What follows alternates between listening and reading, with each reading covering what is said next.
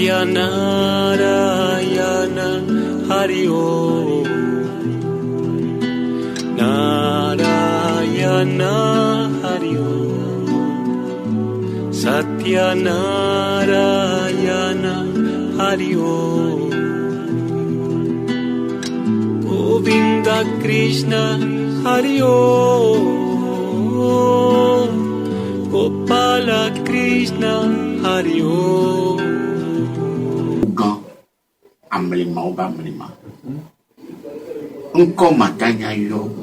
Owe de kwemu wo. Vogwe wo de siade. Owe ye nti lacha gani bonbon. Owe ye le nyigbe didi. Ugbe madi. Ago mblubono. Unto Kenya ya popoa.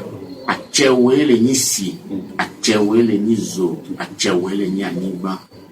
Enu maku gbede oni agbe ma foye oni owe me les onvalaisons chabalo to anigba madoko nyi zo gbe chala to amagbe ya ni chabalo be me pujo family pe ma pujo to yin ti o ebe ye ni topo alagidi e koko wa popo la to koko ele todo me le tu sinato aveuto aveuno el onji poto me chabalo lo ye to ya dia me de chabalo Koseka vo. Koile keke ama dekono be gomido penyo. Keke commission de cha abalole fia keke. Dio majioa noji jijio noji ameke weji achane no agbe. Fafani va nemi do fo anigba lenado no chon la file laisser aba anigba lenado bede egbede pe mu la anigba di fie ye anigba mu nye ba cheolo afomido aniade de coronavirus ajo le nyanti anigba to idanato aye kuva lagbe ya ye ni vitike me kekeli ajosoa ye ni agbe o no be no enu le dolo twabanya Antonia tatagata yo na me no yo mbe tatagata me bonya be wetri me benya me bonona Antonia jesi we do kwe ye be atoko ku mile so gbedegbe kakaba na fifi sigbe lekele bo be ajesi do ku odoa anya gbedodora ngbonone koko agbetoko do ma wa kadedere le wa mea kadede ke la gbetoko ma o mea ele nko na hose ha de pepe parce que au-delà de votre relation personnelle ça dépasse toute religion, toute croyance, toute spiritualité. Donc les miame gbeto me midola no lo miano no hosenya mudola no do chaka miamo dobe amesia mekela gbe amea so yepe eto so elao la toizo la le no khezo da on volevo so de nous so wi di tocha so de microbe on tija ka flagante so de virus o tia agbele wa me agbele mawo toka kadedere le wo kele do to ma kudo mawo do me yo do la nye bene fada ngalo pastor ngalo uno ngalo deputy ngala si o tia egbe kele nu na wa ele chacha me kudo mawo agbe o kata beton alo agbe o kata be no yiti ngbona be jesi do know yourself do si do ku amo sa be ni pele ni pon li gbe meji now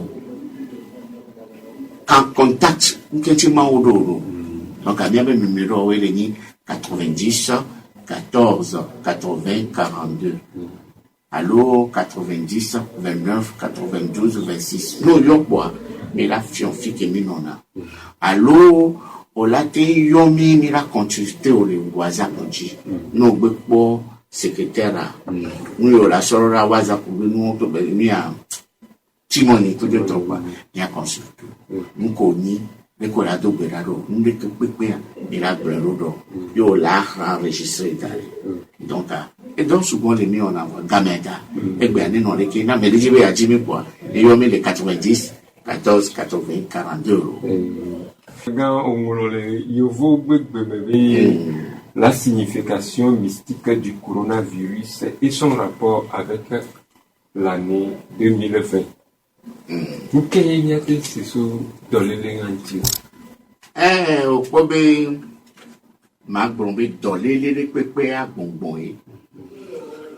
Ni ne wa saint kudo saint o mananyo les Roman Catholic Church towa e dolele ro nananya obo no be yo saint apo ela we no be yo e apo ela o e de ya no nji ma yo de fi amede baba no yo ene ake le mia chanya be de komu me e voodoo le vofu e voodoo le kwekwa eni akpanyu akpavoinles dolele tole doyo tole ahwa tole donc a des a des coups de beno coronavirus alors virus que les que gana toyone de vivina alors covid 19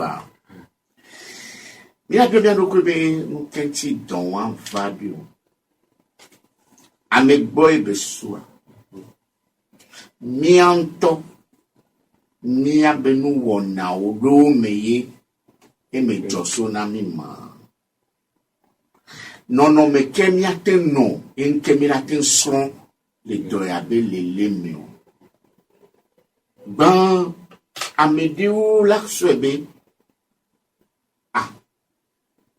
yovo be atron ke fia vide ko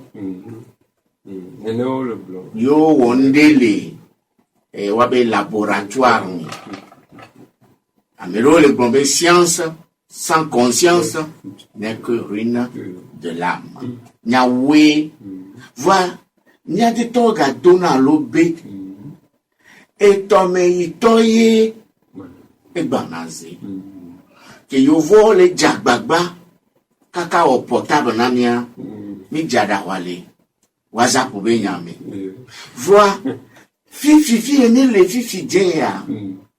Ni les gens pas on n'a même pas eu 20 ans. Mais pas fifi dans 20 ans. Ni que waza pa wona mia et me son saga. La va mieux.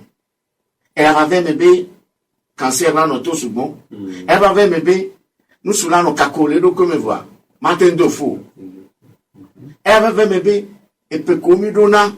Kengboe nuchina konamia kakava kuna juna kukutwa magano dope won egombe ndi pepebe emesunu nanani mekela gombe portable monyo portable nyon voe mesunu ami popo yo nini ke yo vo ocho ko le wa ba fun ade wa ke to me ito ari e gbanaze allo ndi pepebe ebenu yale donc a miratin bole chaneni ye miratin bole chambi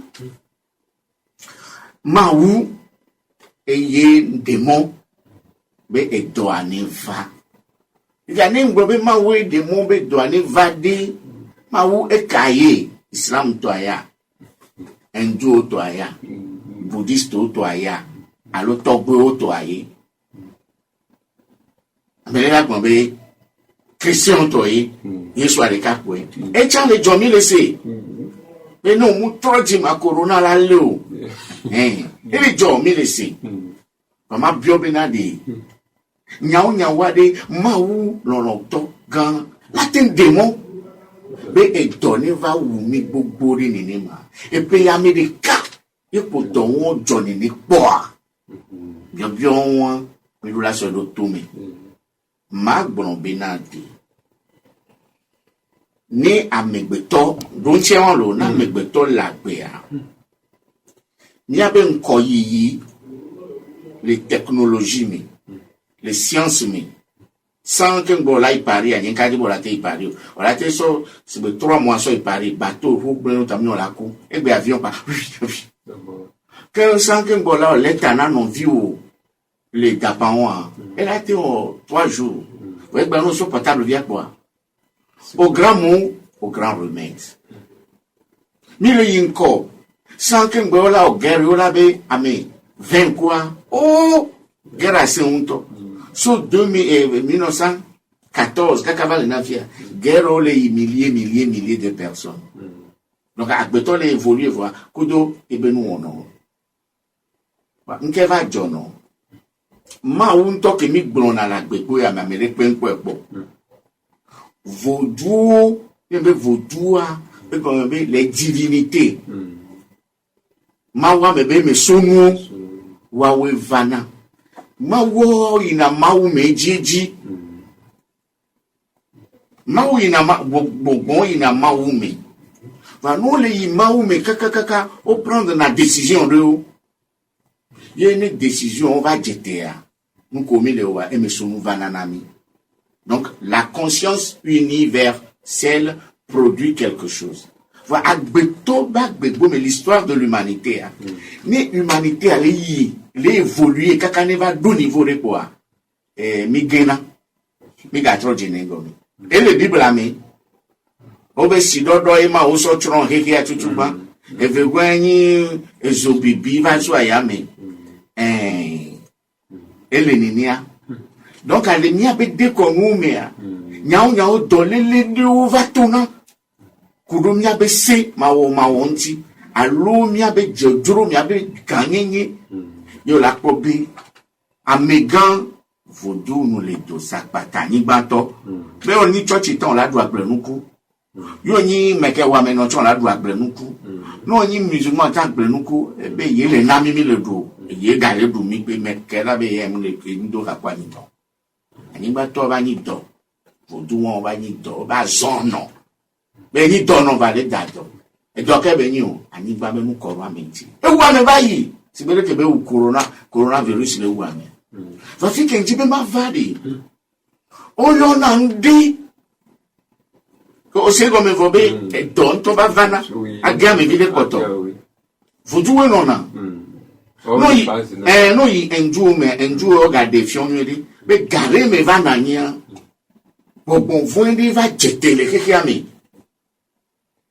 Ye bon voin démon de benyi ma yobe nko. E du jikaka du. Ma u se woji si be Vishnu eni. E du Shivaji. Ye be du Brahma anto chanji. E du kwali sebeve. Oh, fike miato. E gwe me ale, nou amle joa. E ke bele joro. Ore me wore, church ale hitege va coronavirus to nkemi wo, Yesu abonwe. Prophète Muhammadu enu ale donné. E chale fun le musulman gbo nkebete wo. Buddha kudo me pocho Krishna to gapopo ya me ale, nko ato corona bia uga. Gbo no akili ozaka. Mama jeshi be na nyi maka via na nya. Ela wo. Donc nene l'enjou bam le illustré lo enjou bo wa chon be voodoo wa be nsen nani Krishna ke sen nenia mute on Vishnu Brahma Shiva voodoo ava wo keke po dangbe o chaga comme te on e popo voodoo va nani ka po be nani yo akata yo apote yo be force yo ya encore yo a contre ko le pote yo be force yo créer bon on be jorga Jurga kenisi. Yange chone me kenisi doa. Jurga na nanyi den kejo ekpon. E do na nu jen. Anonu beni janta yo na be kine. Kine nonu to a yo na be kenisi. Comme wetri kun doku su lesia. On be sogo li sa kenisi to. Amele ma obe vutu de pemte brejo. E ye va wu. Bon. À un niveau de l'évolution de l'humanité surgit un cataclysme. Babylone en Afrique, Babylone, l'Irak. Le Bible a mis c'est où le tout Babylone, où le tout kakabe avec comment où, et gomeni, mion katalak béamé, il évolue, va au niveau de, donc il va dire le Babylone, non, ma au blombe, il est toto, ou avec benon, amène gomé, on va la côté là, amène pas de carama, pour gâcher, et bon, on blâme. Egbe me ade mimle inkonto a kaka mi coronavirus ya enabe to Donald Trump le coupin enabe minga po for ya singbe anto po ki de ko enabe tazaga tanto anu o mi so egbe po ngaba ya no o sewu bukongo ngale to amao yen egongo be mi anu ako me mi ato buboji mi adokwe Et nous, on tire les blonds, les PAMB, 2020, gala 4 et 0. On pose au Kunti, on pose pour ben, nous la zone, kaba, courir là-bas, kaba. Et on pose nous pour chan, courir découverte, et nous déjà qui, après 2020, on cogne à non. 2020, elle est 0. 2001, elle est 1. Alpha. Donc, les Babel, on dit Babel, étymologiquement de Babel. Babel veut dire la porte. Agbo. Agbo, Agbo, les soublements, mais, vous Agbo, il y a un qui vient de Niadegbe, mais, Niadero, Tekonu, mais, Amadego, maintenant, et il y a tout le Bagbo. Donc, le carrefour. Va Babel, Gomeni, Bagbo, et Gomeni, qui s'est galé, Chito. Nous sommes Kakavado. Moi, j'ai pris moi que j'en ai. On l'a Chito, Fikamato. Nous sommes arrivés à un carrefour. Mais Seigneur, maintenant, nous sommes arrivés à un carrefour de notre évolution de l'humanité. Donc, à Babel, que Jopova ya, Nyagbe, Pochito Tabe, nous un ami. Et bien, nous sommes Babel, c'est carrefour, Odo, et allo, et Joléba. Encore les Tila, bon, le fou. Né, au leçon, quand on va do, Joléba, les Sekora. Encore non, au Sanavo. Yesouare, mon ton plus, mon savonnet, là. Croyez, en Cabignon. Mon n'est plus. Ça veut dire 0. 4 veut dire la mort. M'blen le comme Diaro. Hein, m'blen to propre. Ti fia que le nenia. Mirola to le yibo me kengwe lava yami. Mirola savo. Vosake mirola o. Mirola do nous yibo. Nous yibo totolo nous yibo comme ni me confinement. Quand je parle les gens ne comprennent pas. Confinement veut dire se recroqueviller en soi. Donc, on l'a coupé, on l'a dit. Maou kudo kekia, les bons amis belé. Ni a ben niveau de conscience, et moulignon, ni a trop pomi à l'okoué. Il doit, les dit là, bon. Moi, je suis vifé, moi, je suis à mes dents. Donc, coronavirus, ou COVID-19, est un esprit, un Seigneur, qui veut nous initier, nous apprendre comment reprendre la vraie spiritualité et non pas la religion. Le coronavirus ou Covid-12, elle dit la tonambibede. Et quand Flami gale erreur, yovo, mutovona meibo, kableto, mutovona vegbeto, allo mobato, allo wachide, allo egenu. Allo, dès je me tombe nous la dyname là. Achantito. Donc, à divergence, c'est un niveau relativement bas. Et comme il doit tout, les mots, et bien, mes filles qui m'y les vifia. Non, mon radio, abe, amélie pour nous poubé. Yesu le babou, nous trop dit, nous trop dit, Yesu le cacoula d'adoualo. Et mi tout, nous, c'est faux. Maintenant, il faut spiritualiser Jésus. Jésus ne serait plus pour les chrétiens, mais Jésus serait un niveau de conscience, une manière de vivre qui pourrait nous aider. Donc, les musulmans peuvent se trouver dans Jésus, selon leur comportement. Donc, nenimu se enua gomeo. Ben maou le dolori na mi wa. Beninu se gome bere. Dope ke mi do na mi abe évolution wa. Cataclysme de la nania. Ah. Coronavirus ala ou mi soubon. Mi on mi le gwen le fi. Mais nye me to le me fo. Ni nyare ke be jajoro. Donc coronavirus la. Ma oube dodo ya. Akbeto be dodo ya. Mi po le nyeo. Fwa mi nye bina. Mi anto amekbeto mi ado mi adoko maison. E benem le pon Vierge Marie le Lourdes. Ya me le pepe non afunua. E ben on azine be pon ami de kia. Mate ofin. Yesu mate ofin. E gombe mi awe la trojime. Ye no ala nyo. Ni do la trojime. Kingbe enwa la nyo. Et tu me kemi atro.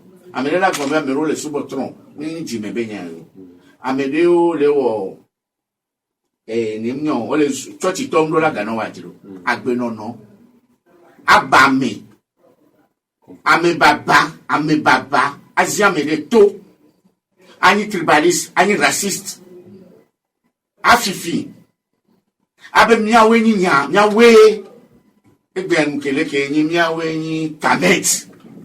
Miawe ni meyeboao. Ame boa ma de go menami. Kiki anto keke mile anu mulogo benyi. Amle mabenyi. Ele trust bele ke hunbeta ya trona eni. Ame bo ke uminiadi. Miabe civilisation, miawe buke ki ajivayisan. Yede ke mi duke ki aji ntodwa duko pour les pemu dueji be duré nene po. Ye mi ato ale très puissant. C'est dès l'ère du bélier et du taureau. L'ère du bélier et du taureau encore non. O sanavo. O unala.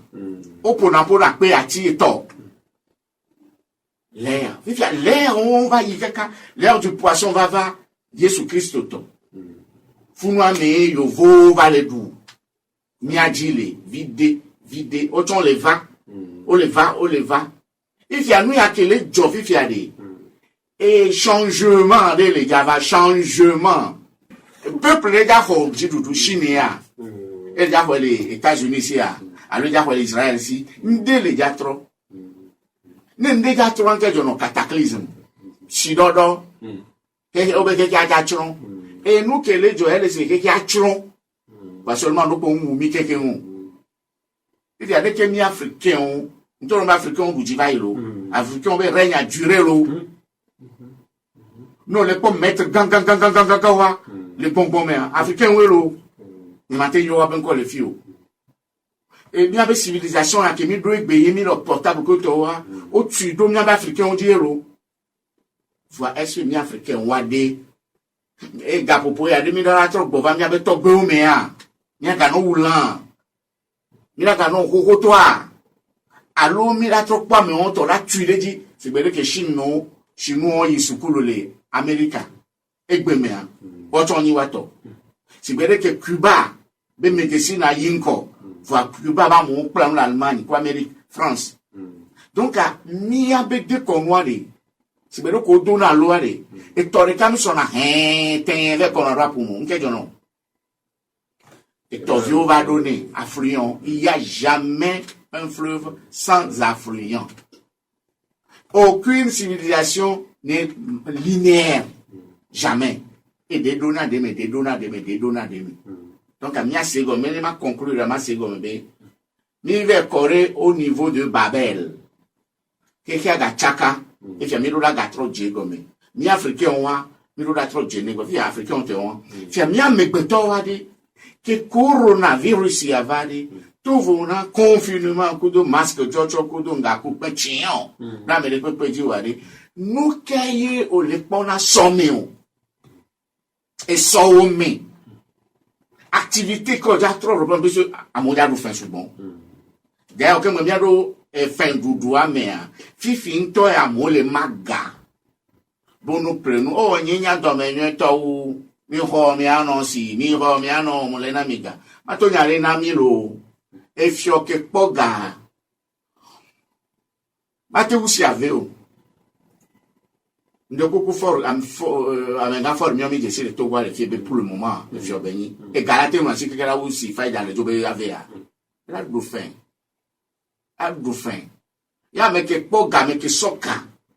Si be généa, mais d'autres j'ai décimé à des. Mou de là, j'ai tofa femme bavé djéo. Et d'adjé.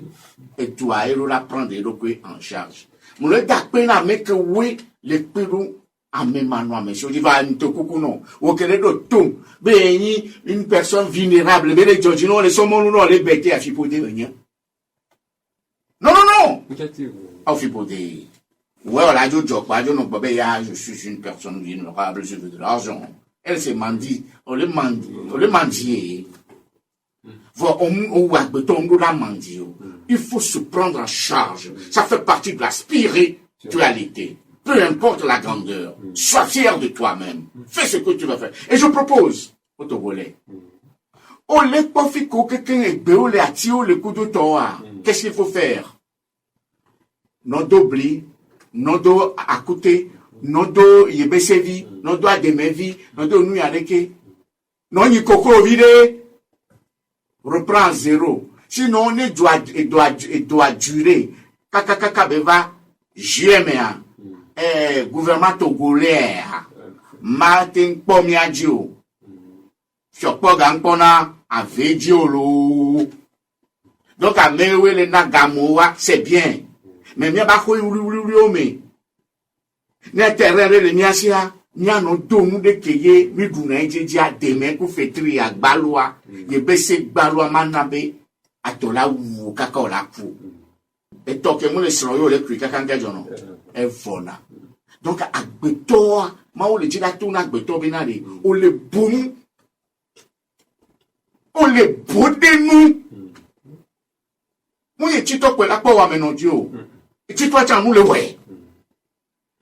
Agbeto coronavirus ya o le boganenu nka so alo dare ti bu nu va no na epopo ya no pu.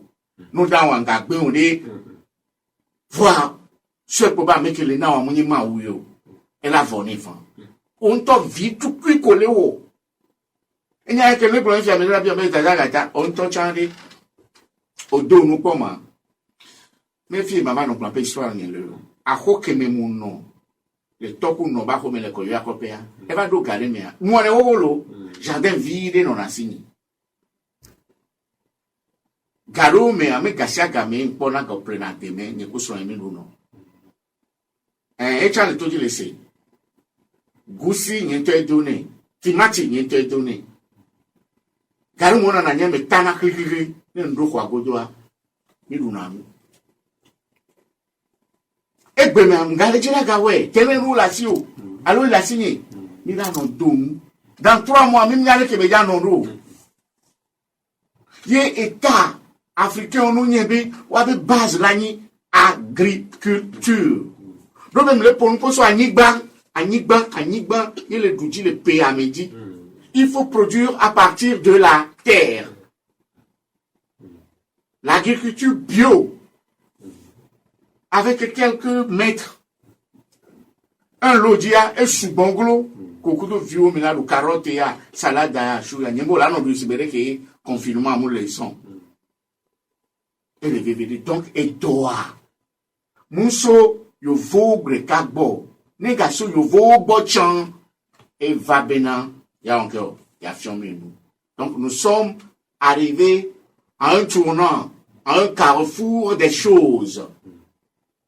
Ye et noa do la joneni. Et nous boudia gava jowu. Et ya ni tobe mi mu se gomi. Ni mi mu se gomi kabo chan et to ma vocabo.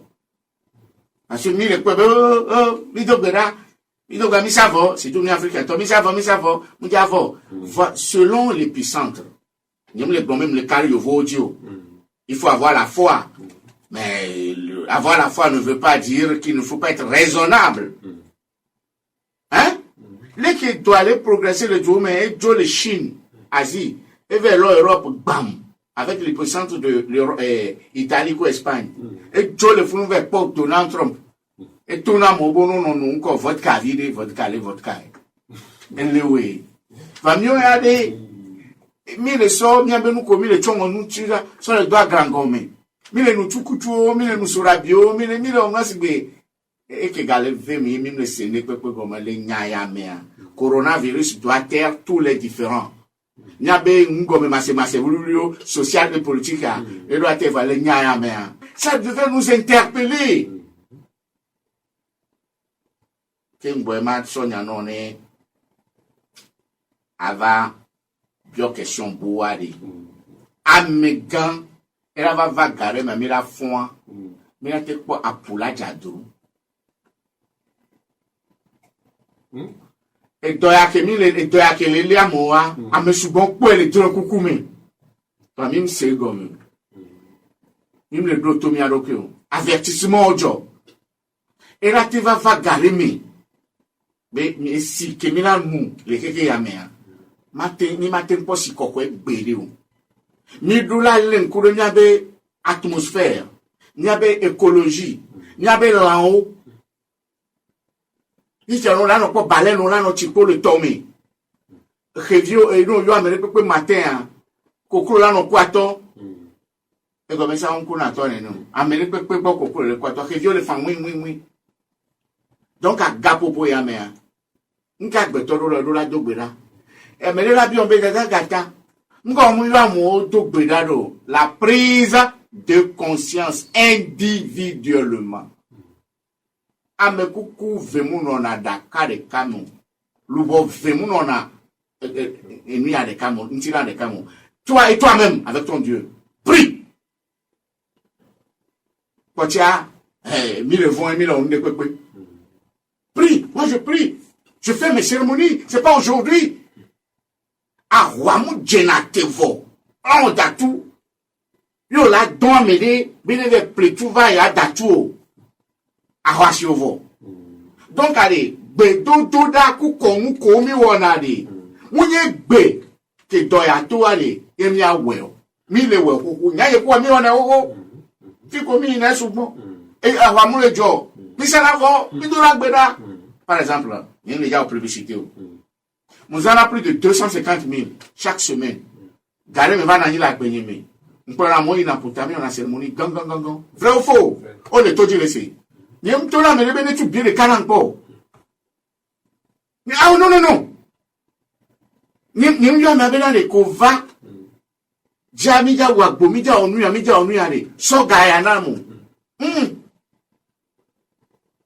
Nimva émission ya janjipo va tout nommer hey no warekia ola oreko. Je voudrais surtout l'évolution spirituelle de toi-même, le niveau de conscience spirituelle. Et bien, lui former amour le pomu, amour le tozuguno, amour to le zu, chochito fa dao, otomi angopo. Ni nous me bibio.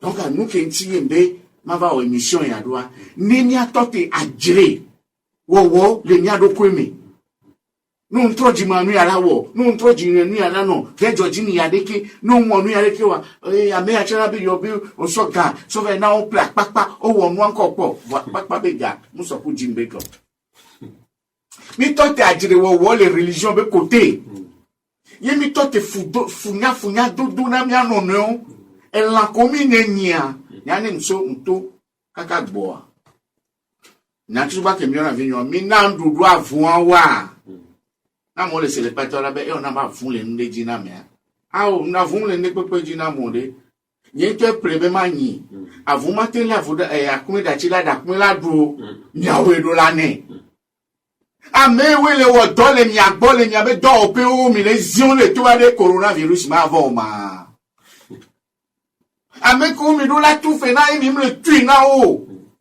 mi le pose ba vun le mi agbo eni afun la me gbo chon na ne ndudu beduna no yin na kokuru no na kokuru ndudu wa mo no amore yi gbe me ko ja datu lan o le ko datu ke sevi ke divi la rako amore do gbe me fi ko mi la dagbele forêt rien ami amove le gan le sous forêt o amore déchets toxiques on l'a eu à mon bio benani. Oh, fi que mi a daté, je te dis, mi va des rois beloboin. Mi va quoi, les tobami. Mi do la no pon, ne peut les vivants. Coronavirus, c'est une prise de conscience sur le plan spirituel. Je ne parle pas de la religion régresse. Toute l'humanité, au-delà de la religion, Dieu le grand veut nous mettre toujours en esprit et en vérité et en amour. Aucune religion n'est meilleure. Aucune au monde. Potia, chacun prêche son chapelle. C'est fini. Tu peux poser la question. 90, 14, 80, 42. 90, 14, 80, 42. Alors 90, 29. 92, 26. Amaga nyake diwa biore liga possible nkenya te wo sigbe protection par exemple o kasine onami sigbe agbetori ke yare nkenya te wo Au-delà, physiquement. Bon, sur le plan spirituel, là, les nyanyamebe, ameshamela dobera. N'engbabe gbedora, depotocha, zokatocha, amereson nerora sogana, pesatore le sagbe, do virus a. C'est vrai que ça n'a pas, non, c'est là, et sagbe do, et chambe prière, Afrika tobeni. Donc, nia, le Kenya on a tonyarua, amakpado la signe, atibe kuro la signe, graine do la signe, nonome do le, ola toin, si be filifieni, khlepo, a protéger non to, non bevio, to bevio et vio son, a meo kekem kwa me to, et le bébé va se soumener non ami. On y a ben nous à quel endroit il y a 20 be. Nous sommes nos sociaux mais les WhatsApp dit il y a à moi le yo coronavirus le one on dit. Ne ma où est coronavirus là les. Bon, et le souhaiter nous non bien dit. Parce que vous voulez qu'on en parle en spiritualité, c'est ça. À moi les envoûter à me dit. Donc à quel moment envoûter au-delà de état de conscience pure, mon prière wo yinyo. Matin tu même une prière vivide. Voilà maintenant on doit graver amayine moko Yeshua. Amane moko Yeshua. Ela chema. Le doit graver le doit graver. Et moi c'est nous que gommeyer coronavirus le dit la gron. On ne veut pas parler des races, on ne veut pas parler des religions, on veut parler de la race humaine. Donc, au-delà de nos religions, nous sommes esprits. Non, mais Corona, ma bayo. Il faut avoir cette volonté, cette assurance en soi. Mais cela ne veut pas dire qu'il ne faut pas porter les bavettes, les masques, et respecter les règles hygiéniques. Et il y a un on se croit tout le dobera, et quand on le way. D'ailleurs, on est au on est ho on mi na obe church to wa be halo le ale on m'a souvent mettre ton développement personnel. C'est le développement personnel que nous voulons. Et il y a que coronavirus tant le directeur mais bien on le bena et la au de nature. OK. Amero te pode po to bide zeuto. Il y a vu pour des c'est leur conscience, c'est leur niveau de compréhension. Au-delà de ça, à missia mener nos deux documents. Parce que doit la djegomea, il y a me romi poe, seulement minte bréon. A me suboncha la poe, parce que et doit, bevava, mon surprendre à meleko, et à me rogne, va on y a un kebeni, le bejajo. N'a pas un soubon. N'pas un soubon. Fidemi ve dona gbera, n'ka mo on amio. Okupe funwa, mais minga do berako. Et nous, quelqu'un nous barava les quelqu'un. Faire sans faire, agir sans agir. Et comme nous les deux bera, amener m'oula sekudo, amener m'oula poebe les deux bera. Vanyangana, kenyajemana, togo vio, ou doit meko quelqu'un ne se manibe, plante quelque chose, sème quelque chose sur le plan jardin potager. Hein? Donde, on la plaît, on la nye, on la deux, et la djenon. Mounyabe gamede java nani, et gako le son ami, moule sou, n'tochon, matin sou. Voa, mi matin blochame mi dasia mon nouvel bateau. Voa, peto de sia de dola no, ou le kakodo, ani banke, et que. M'kenda pour nous poa, ma fion rituel de, voa, rituel moins bon à messiame. Ou bien ben kamila oma. Et j'ai dit à moi, ni banque balo zame. À fond zan, papa, maman à fond zan, le ho me ade. Mla ni lo ani ban, o te do go dia lo mdo go do chamo de pepo. Ano po ani ban menene. Ani ban gan madoko e gbe to gbe no. Be gbe kele, hehe me fie. Ye ani ban gan mu nya chene o ma. E gbe dado ni dado na ela. E nya ro le ma so pe va ma tengbele le fie. Egbe danado anyigba ne to gbe kasi anyigba anya egbe ke ye dana dona corona no anti mi atogbe osuna boy nyigba ya gbaloko mbra nyi do ji vignare le donicho ma le gonyo va le do confinement ya ma yire kale fi ma va le do UMBO amen ati ke champo no mi nge to le ke mi la odo ma nyina nyigba pon na nyigba po alo reji erun ke be o papa ma ga pe no mo fon nwire etanga le du mo mi sini a champo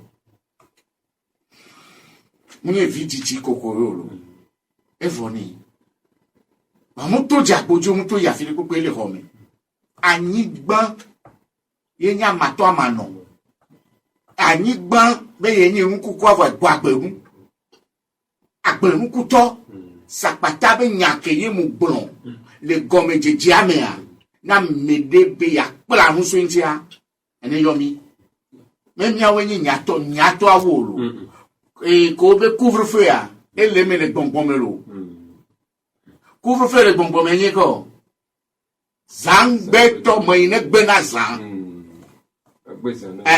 na mare be ya yo maga sapata ye ko nyi be le nya be de konu ma tu le ba alo mo se prim va gbogbo mo to gbogbo ka ba fifi aba mo yo nya fata ko to wa bala ke yo mata mo ati so gada ina na kona dona kwana mwenye mo se prim wa nko odaji on me savo a fika mission avosa danare mo se prim yesu afika ba wero kwira wero karo wi okay le mo se prim adapa moi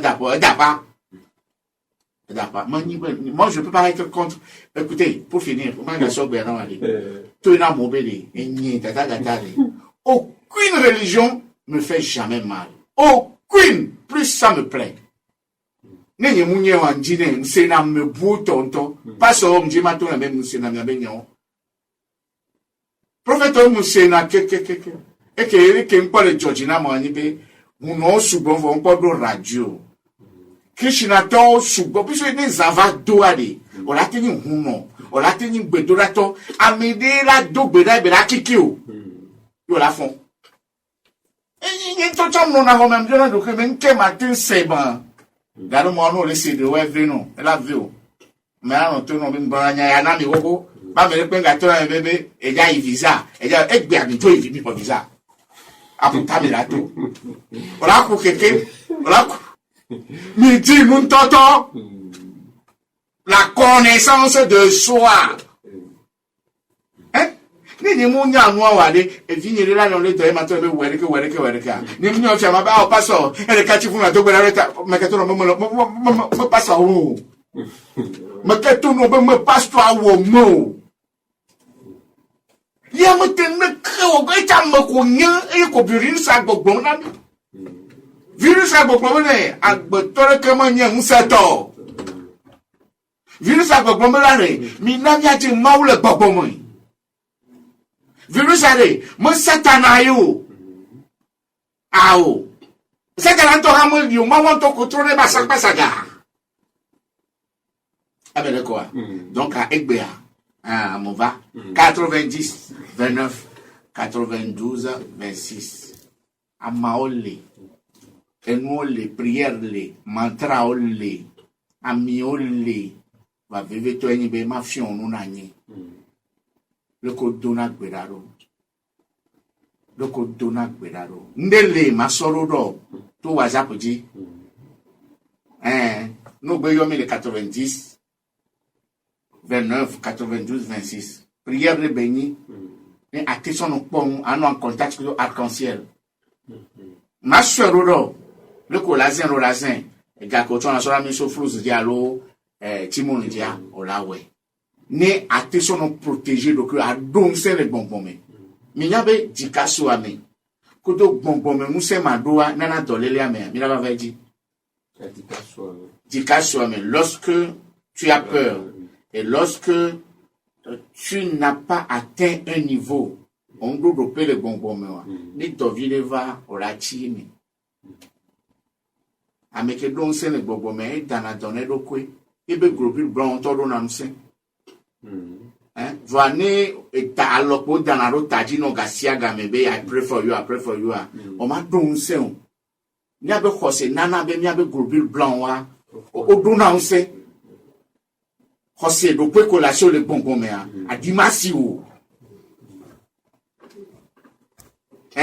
après amono yoni ma demu comme non nke wele bon nke tin globe arc-en-ciel be prière o ndo le no geru do ma lo nous avec tout virus amecha ni be on avec moi me lo ni va vers mecha ai pe la re elle a trop jour na me de tout na gbe da nyon wa wala no po ne koko wa ape chaleur de vibration de la allo et tati la ablefuno ye no yi na nko le gbongbon me a ni tin kanaro sen onji mo le fi ame ko le pom ni mi le dajo ame ro yo na be tata ga to ba dajo na npo va o ni amo le kika l'America e antoro no be ma wo we sauver o ma te to no be oui que pas mo le do a yi nto le gbongbon me va au témoignage na ni wana don